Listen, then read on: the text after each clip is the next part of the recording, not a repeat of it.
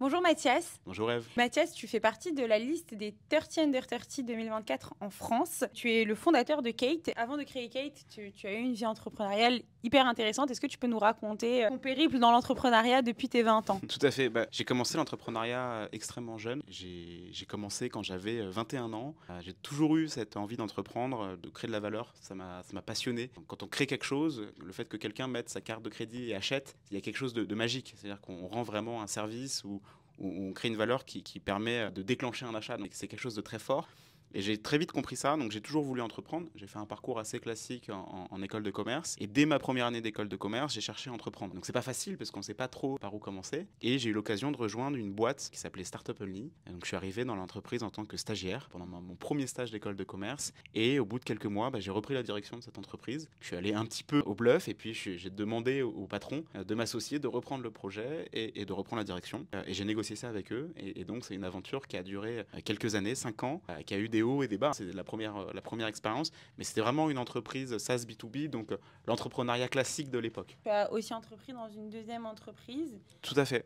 Le Covid nous a fait beaucoup de mal dans le recrutement, ça a été compliqué. Et au lieu de nous laisser abattre, on a décidé de créer une autre verticale dans le recrutement qui s'appelait Talent Circle. C'est une entreprise qu'on a créée en 2020. C'était assez intéressant puisque finalement, avant mes 25 ans, j'avais déjà 2 entreprises, plusieurs salariés. J'ai connu une forte croissance, puis une décroissance, puis un exit. Donc on a arrêté ces entreprises. Et ça a marqué le début de mon parcours entrepreneurial, le début d'un apprentissage, parce que ça s'apprend en fait d'être entrepreneur. Et donc il faut avoir des prédispositions, je pense, un minimum. Mais voilà, il faut aussi l'apprendre, et pour ça il faut faire. Et il faut aussi être crédible, et donc en faisant, c'est ce qui marche le mieux. Tu as rejoint Valeo, un grand groupe. Exactement. Et avant de créer Kate, ta marque automobile que tu as repris avec le fondateur, c'est ça? Alors j'ai 2 passions, c'est l'entrepreneuriat et l'industrie, et notamment automobile. Quand j'ai arrêté mes 2 entreprises, les 2 premières, j'ai eu envie d'aller dans un monde que je ne connaissais pas mais qui me passionnait, donc l'autre côté, l'industrie automobile. Et donc j'ai tout fait pour rejoindre ce monde-là, et notamment Valeo, qui est un des fleurons de l'industrie automobile européenne et mondiale même,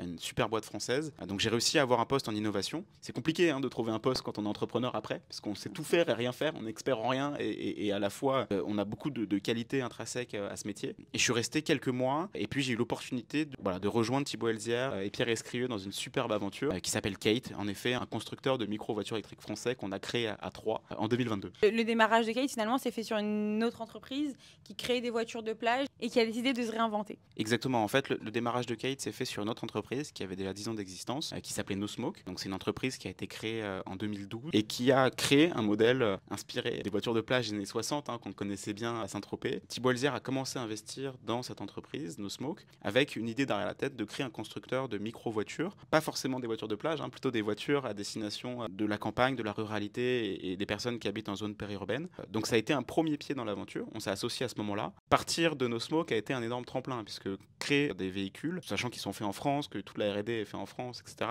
c'est extrêmement compliqué. Donc en s'achetant No Smoke, on s'est acheté une expertise sectorielle, on s'est acheté des équipes, et puis un outil de production qui a commencé à permettre de lancer la machine. Donc Kate est une nouvelle entreprise, mais qui part pas de rien, et qui part déjà d'une entreprise qui a 10 ans d'expérience et de clients. Vous travaillez toujours avec Valeo pour la construction automobile, c'est ça? Alors Valeo était mon employeur, c'est devenu mon fournisseur. Donc on a des composants qui sont sourcés chez Valeo, et notamment le moteur. Quand on a repris No Smoke, il y avait beaucoup de composants qui étaient asiatiques, une majorité, plus de 90% des composants. Et le premier travail, ça a été de réimaginer la No Smoke, qui est devenue la Kate originale. Donc elle a été complètement reconçue pour qu'elle soit beaucoup plus efficiente dans la manière d'être produite et beaucoup plus qualitative, notamment avec du sourcing de composants français et européens. Le moteur, les batteries, la carrosserie maintenant est faite en France. Et puis petit à petit, on rapatrie tous les composants et on reprend le contrôle sur tous les composants. Quasiment 90% de la voiture aujourd'hui est faite en France ou en Europe, et elle est assemblée à Cerizay dans notre usine. Et aujourd'hui, Kate, c'est une marque automobile qui est totalement créée en France, dont les composantes sont, comme tu disais, 90%. Maintenant, c'est 90% français. C'est ça. Aujourd'hui, sur le premier véhicule, il y a quasiment 90% des composants qui sont français. L'objectif, c'est Kawan, c'est un nouveau véhicule dédié à l'usage du quotidien, c'est-à-dire vraiment se déplacer pour aller au travail, aller chercher les enfants à l'école, aller faire ses courses. Il faut savoir qu'il y a une grande partie de la population française européenne, plus de 65%,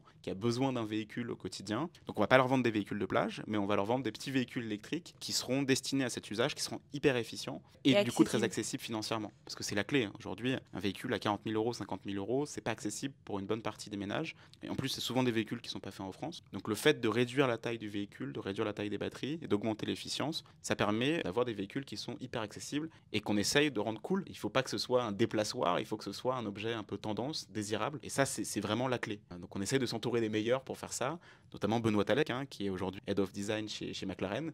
C'est lui qui a designé K1. C'est hyper important pour nous de créer un objet de désir, même si c'est électrique, même si c'est pas un objet qui est très très cher. Aujourd'hui, Kate et ses petits frères et petites sœurs voitures que vous êtes en train de créer sont toutes hyper accessibles. Comment vous y arrivez? Alors, le premier modèle est un modèle plutôt onéreux, qui est destiné au loisir. Donc, c'est un véhicule qui nous permet d'apprendre énormément, de plateformiser toute la partie technique qui nous servira plus tard. On va diminuer les coûts, c'est vraiment l'objectif numéro 1. Si on sort un véhicule à 30 000 euros du quotidien, on n'aura aucune valeur sur le marché. C'est pas du tout l'objectif, évidemment. Et justement, il y a un défi qui est hyper important. Tu le disais tout à l'heure, les voitures de votre marque sont donc hyper accessibles, mais aussi fabriquées en France. Il y a une vraie volonté de réindustrialiser finalement la France. C'est la clé. En fait, il y a une grosse concurrence aujourd'hui, notamment asiatique, qui se profile. Nous, on est considérés comme des micro-voitures dans le marché. Donc, on n'est pas une voiture sans permis, on n'est pas une vraie voiture, on est une micro-car. Et l'intérêt de ces véhicules, c'est qu'on peut les produire assez facilement, plus facilement en tout cas qu'un vrai véhicule. Et comme c'est des prix qui sont de coûts de production qui sont assez faibles, l'Asie a du mal à être en frontal sur ce genre de marché, puisque ils ont des coûts de transport, des coûts d'importation qui sont assez élevés et qui lissent la différence de prix. Donc, en faisant ce type de véhicule, on est beaucoup plus compétitif par rapport à des acteurs asiatiques qui sont très agressifs, notamment sur les véhicules électriques, et ça nous permet de réindustrialiser, ce qui est étonnant, parce qu'au final, on peut concurrencer l'Asie sur des véhicules pas chers, et c'est peut-être là où on a une chance en Europe de redresser l'industrie et de réimaginer un petit peu les choses. Alors, tu es cofondateur de Kate. Tout à fait. Mais tu as aussi d'autres ambitions entrepreneuriales, notamment dans la réindustrialisation. Est-ce que tu peux nous en parler ? Tout à fait. Alors, il y a quelques jours, on a annoncé deux grosses nouvelles. On a sécurisé un financement de 10 millions d'euros grâce à France 2030. Donc ça a été un énorme accélérateur pour le développement de Kate. On a aussi annoncé qu'on changeait de phase de développement. On est dans une phase très industrielle. Donc j'ai décidé de prendre un peu de hauteur par rapport à mon rôle. Et puis j'ai envie de répéter l'exercice sur d'autres verticales de l'industrie. L'aventure Kate m'a ouvert les yeux sur ce qui se passe dans l'industrie, en France en fait, dans les usines. Et il y a beaucoup de nouveaux business à craquer dans cette industrie, des choses à réinventer, à réindustrialiser. Donc c'est ça mon prochain objectif. Évidemment, toujours continuer cette aventure Kate en tant que cofondateur, en tant qu'associé, et puis continuer dans cette logique de réindustrialisation, de création de valeur pour décarboner, pour améliorer les choses et pour relocaliser la production en France ou en Europe. Super, merci beaucoup. Merci à vous.